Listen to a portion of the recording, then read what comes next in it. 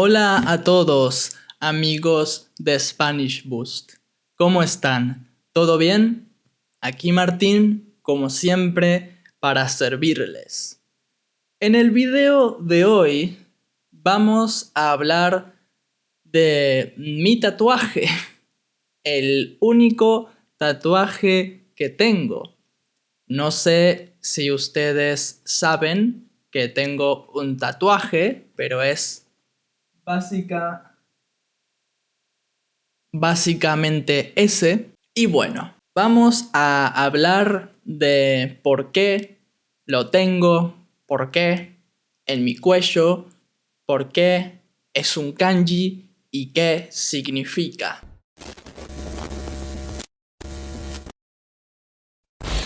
Un suscriptor lo vio y me dijo que podía ser una buena idea hablar sobre el tatuaje porque él es tatuador y pensé, ¿por qué no?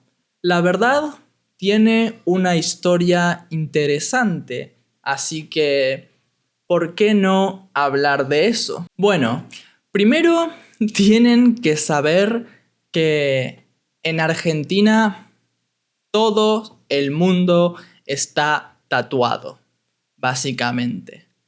Bueno, quizás no literalmente todo el mundo, pero la mayoría de personas tienen un tatuaje. Aunque sea uno pequeñito, pero tienen un tatuaje. Es algo demasiado común. De hecho, mi mamá y mi abuela están llenas de tatuajes. Voy a dejar fotos por aquí para que vean que no miento. Y bueno, nada, es algo bastante común. Y existen de todo tipo.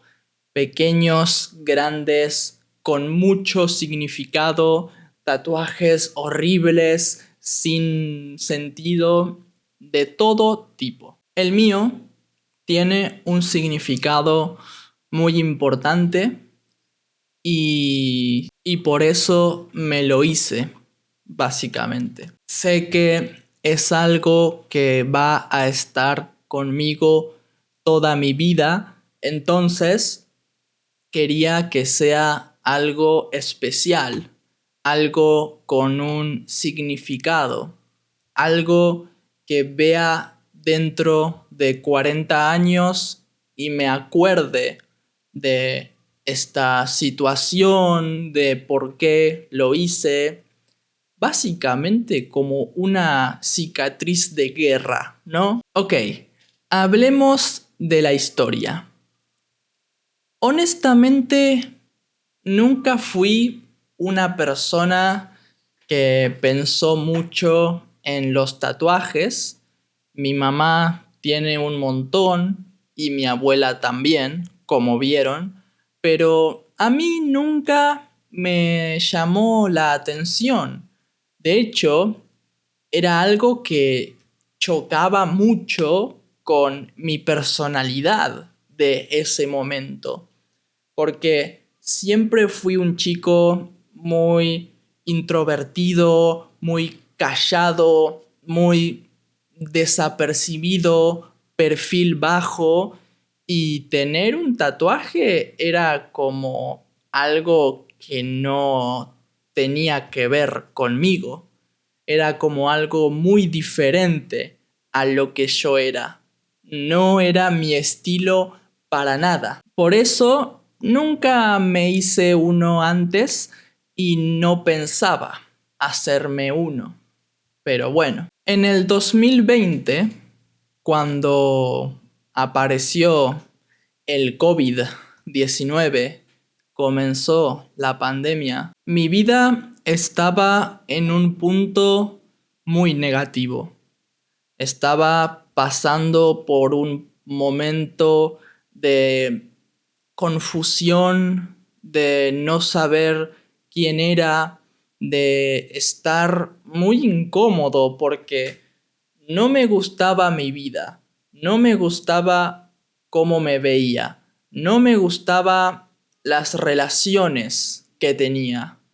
Estaba deprimido, triste, porque en ese momento eh, había cambiado de carrera, entonces tenía que empezar todo de nuevo y en mi casa había muchas discusiones y problemas entre mis padres y físicamente me veía muy mal, había perdido muchos amigos, había terminado con mi exnovia de ese momento y no tenía ánimos ni fuerzas para nada, literalmente para nada. Y personalmente soy una persona que cuando está triste y deprimida se aísla. Literalmente me aíslo porque no quiero molestar a las personas con mis problemas, entonces me separo de todo el mundo y estoy solo.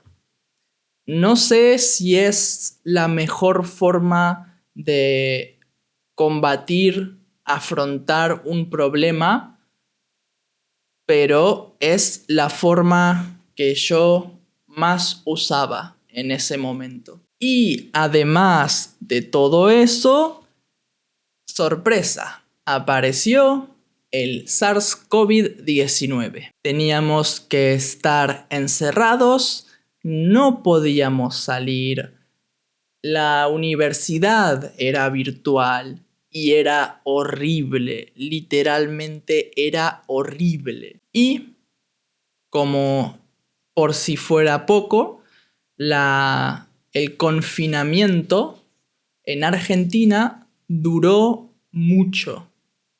De verdad, el confinamiento en Argentina duró demasiado. Fueron demasiados meses de estar encerrados, sin poder salir. A veces el gobierno era más flexible. Recuerdo que había fases, fase 1, fase 2, fase 3, fase 4.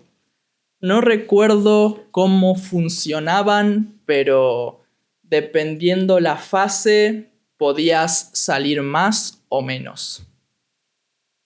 Argentina tuvo mucho tiempo en la fase donde no podías salir nada. Y bueno, psicológicamente esto es algo que no me ayudó para nada, literalmente para nada. Y en ese momento uno de los planes que tenía para mi vida era vivir en Europa, pero no podía trabajar, no podía viajar, mi familia estaba mal económicamente, entonces el sueño se volvió imposible, lo cual tampoco ayudó para nada.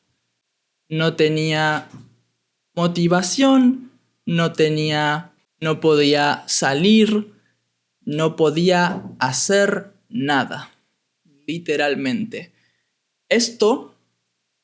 Esta acumulación de cosas, este conjunto o grupo de cosas malas, hicieron que yo colapse, básicamente. Tuve un colapso psicológico y comencé a tener problemas de ansiedad.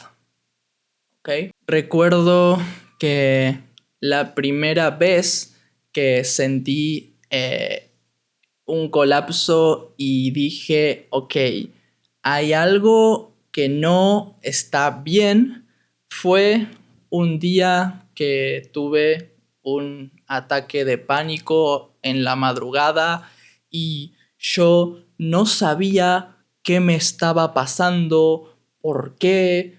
literalmente sentí que me iba a morir. Pensé, hermano, esto es un paro cardíaco. Mi corazón va a parar. Voy a morir. Fue un placer.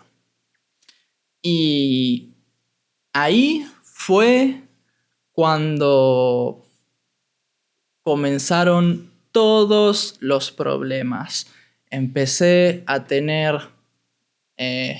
ansiedad exagerada todo el tiempo, todo el día. Ataques de pánico todo el día.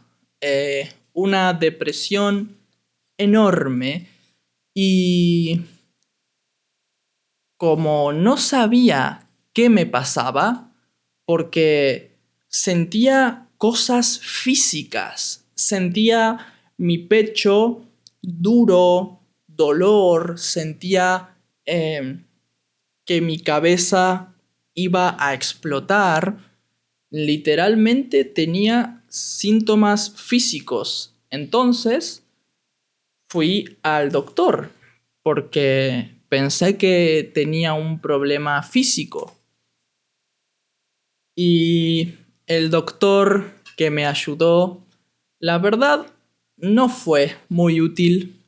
Me dijo que todo era psicológico y me dio una pastilla que fue clonazepam, una benzodiazepina, y me dijo, toma esto todos los días y vas a estar bien.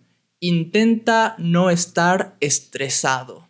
Ese fue el diagnóstico. Hice eso por algunas semanas y en un momento la pastilla dejó de tener efecto, ser útil, y volví a ir y el doctor me dijo, ok, entonces ve al psiquiatra.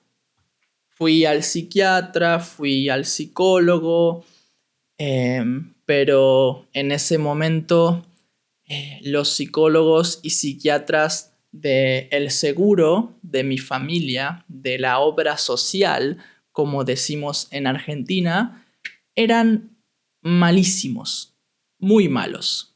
Literalmente teníamos una sesión cada mes y medio y eran de 25 minutos. Y bueno, seguí tomando clonazepam hasta que dije, no quiero usar más esta medicación, porque leí cosas como que genera adicción, genera efectos secundarios, y eso me da mucho miedo. Me da mucho miedo las adicciones, los efectos secundarios. Entonces decidí ir a otro psicólogo y a otro psiquiatra, esta vez particulares, no del seguro, pero no pude ir mucho tiempo porque, como les dije, la situación era complicada, mi familia no tenía dinero, yo no podía trabajar, entonces tuve que pelear solo, básicamente. Por supuesto, mi familia me ayudaba mucho, me daban apoyo, etc. Pero el problema con los problemas mentales es que nadie puede entrar y ayudarte. Son cosas que usualmente uno tiene que resolver solo y combatir solo. Por eso, cuando el gobierno cambió la fase y la gente podía salir a trabajar, comencé a ir a trabajar con ansiedad, depresión, ataques de pánico, todos los síntomas malos, pero necesitaba hacerlo, porque de otra forma no iba a poder pagarme la ayuda. Lo hice, trabajé varios meses hasta que pude pagarme unos doctores buenos, especializados, y la verdad me ayudaron mucho. Me dijeron cuál es mi problema, me dijeron que yo sufro de TAG y me dijeron cómo tratarlo, cómo curarlo. Me dieron tips, consejos, recomendaciones, una medicación, pero el 85% del trabajo lo tenía que hacer yo. Y lo tengo que hacer yo, porque es algo que sufro todavía, ¿no? No hay comparación con el Martín de antes y el de ahora. Literalmente soy otra persona, pero uno tiene que pelear todos los días. Pero bueno, volviendo a la historia, eso me ayudó muchísimo a ser más fuerte, ser consciente de que yo soy el que tiene que pelear. Nadie puede pelear por mí.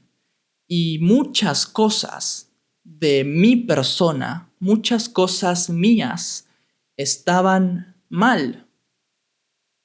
Y yo no quería aceptarlo, pero era verdad. Muchas cosas mías estaban mal o las estaba haciendo mal. Entonces, si yo quería curarme, si yo quería salir de esa situación, necesitaba ser otra persona. Y aprendí de que en la vida todo es cambio, constantemente.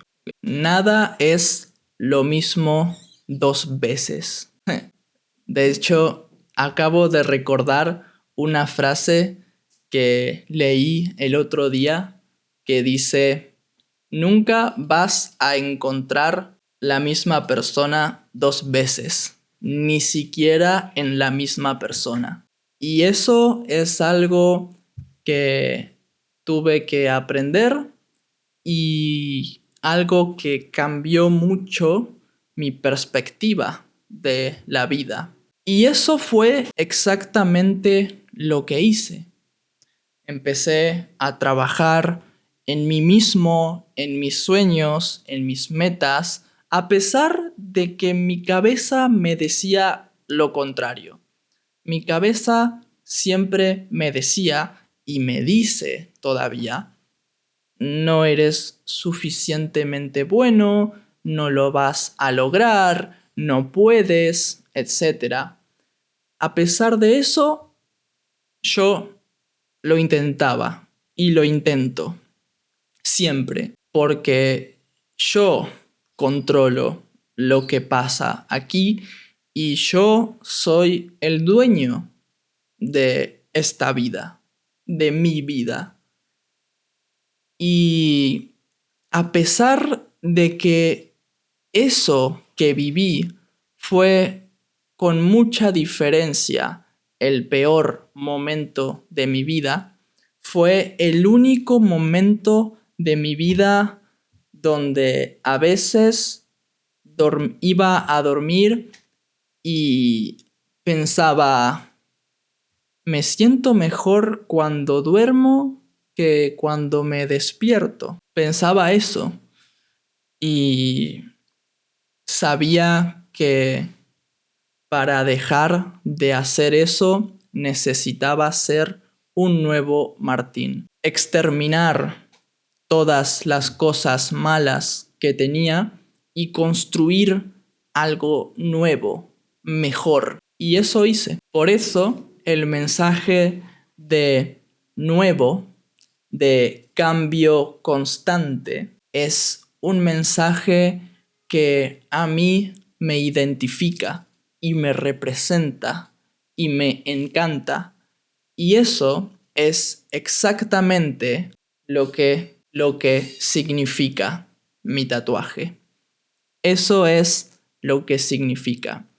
Y es un momento de mi vida y una enseñanza de la vida que va a estar conmigo para siempre. Y es algo que no quiero olvidar. ¿Y por qué está en un kanji? ¿Por qué está en este idioma? Bueno, básicamente por dos razones. Porque me encantan los idiomas, entonces quería tener algo en otro idioma y porque los kanjis me encantan. ¿Y por qué en el cuello? Básicamente porque me parecía cool. ¿Ok? No hay una explicación para la razón del cuello. No hay una metáfora o una analogía profunda. Pensé que quedaba cool y lo hice ahí. Ya está. Así que espero que hayan podido practicar con esta historia, que les haya gustado. Soy Martín y les deseo un excelente día a todos. Chao, chao.